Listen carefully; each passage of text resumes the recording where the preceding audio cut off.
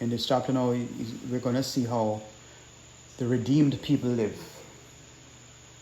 We're going to see instructions to consecrate the firstborn, keep the matzo as a sign, encourage parents to teach their children, and we see how the children of Israel followed the pillars of cloud and fire on the way to the land that the Creator swore to give them.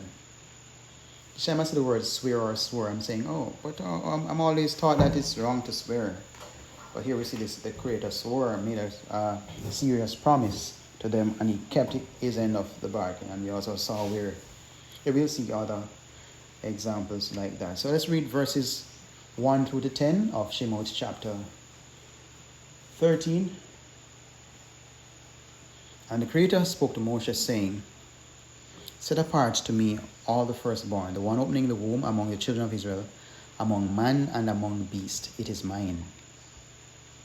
And Moshe said to the people, remember this day in which you went out of Mitsrayim, out of the house of slavery, for by strength of hand of the Creator brought you out of this place, and whatever is leavened shall not be eaten. Today you are going out in the new moon Abib, and it shall be, when the Creator brings you into the land of the Canaanites and the Hittites and the Amorites and the Hivites and the Jebusites, which he swore to your fathers to give you, a land flowing with milk and honey, that you shall keep this service in the new moon.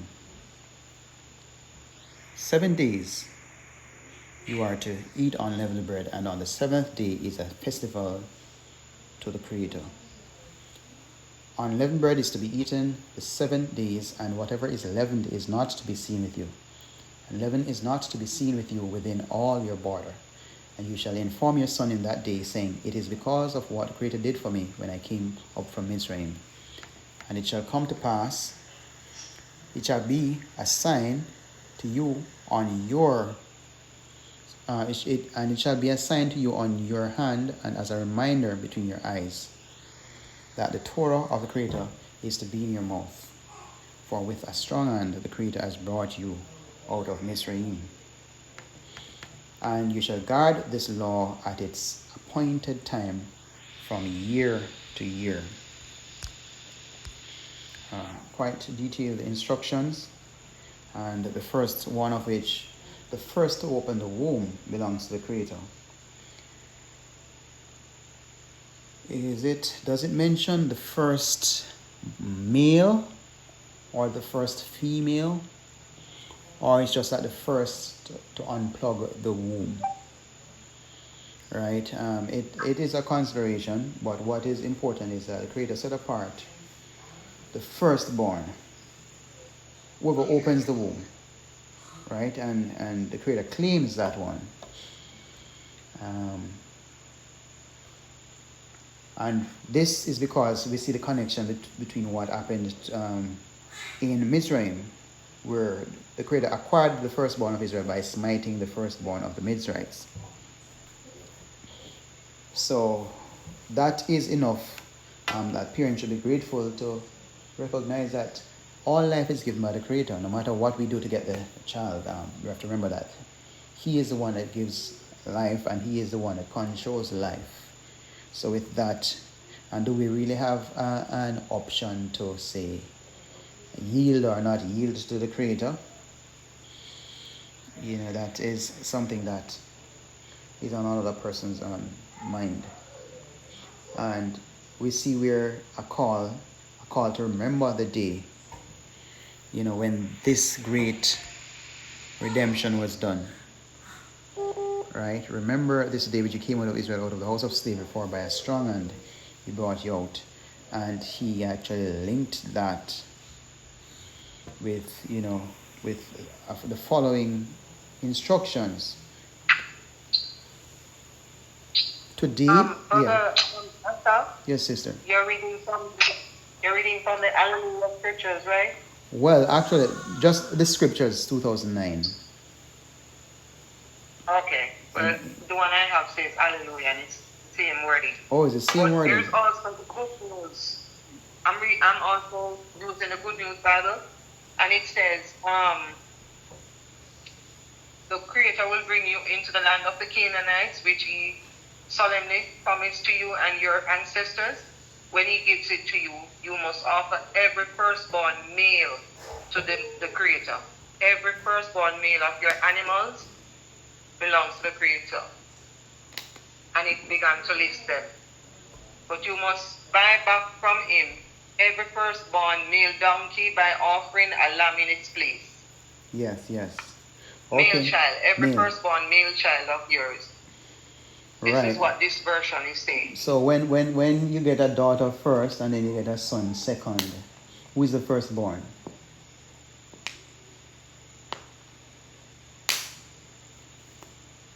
Right. So that's the consideration as to who gets the firstborn blessing. I'm exposed to the scripture that says the five daughters that came and said, they were not getting the benefit of the inheritance, because it seemed that the practice was really the male, right, or nobody at all. And so that was not in the law, and Moshe had to say, Are you still there? I'm not hearing you. oh, my bad, I've been talking so long not realizing that I was on mute to have you come in through clearly. Right, so my mind goes back. Oh, well, let me start. The question is, I already asked the question. If you have a daughter, then you have a son, who is the firstborn? The firstborn, you see, with the supported verse that you just quoted, says the male. But remember the five daughters of that particular man that seemed to be getting nothing because everybody practiced giving it to a male, right? And there was no law for that. And Moshe had said, you ladies really have a claim, but I don't have any command for that. So I will have to go to the Creator and find out what to do, since the father had no son and the father died and the land is there. And when he went to the Creator said, you are to give it, you are to get the land, right? So they got the inheritance, right? But it's just a natural thing that we are to consider in terms of who, and need to be clear who gets the blessing. You had mentioned verse 5, but I just wanted to look at verse 4 first, because it says, today you are going out in the new moon Abib, and people make every meaning for Abib seem different from each other. Some people even tell you that it means April. Right, but Abib, some versions, you could share that, say ripening. But when you look at the word, the consonants that make up the word, the aleph, the beit, the yod, and another beit, Abib, it's actually saying nothing about head of month. It doesn't have any R in it for rush. It doesn't have anything about ripening. It hasn't nothing about plant. But somehow we have been passed down a meaning that it means something about plant. And so if you're in a space where there's no plant, then you are at the mercy of others in other countries to tell you that because I see this plant and I am in the promised land, then this is Abib. No, my research on Abib says that it simply means the strong hand. When anytime you see the word Yod, the Y, in Yahuwah or any other Hebrew word, it means the strong hand, right? And Aleph is a strong leader. And anytime you see the word B or Beit, it means household. So basically, I've put the meaning to, I'm going to finish this point of the meaning of Abib. It means that strong hand is the strong leader's hand moving one household out from Pharaoh's control into Yahweh's control. So in other words, into the Creator's control. Moving from one household to another household. That's what Abib means to me. You can go ahead with if you're commenting on the Abib or anything near to that scripture. So, shalom everyone. So, we're making reference to verse 4. Verse 4, right? 4, yeah. So would it be fair to say that seeing as they left out of Egypt on the 15th, would it be safe to say it is the 15th of Abib? Yes, definitely.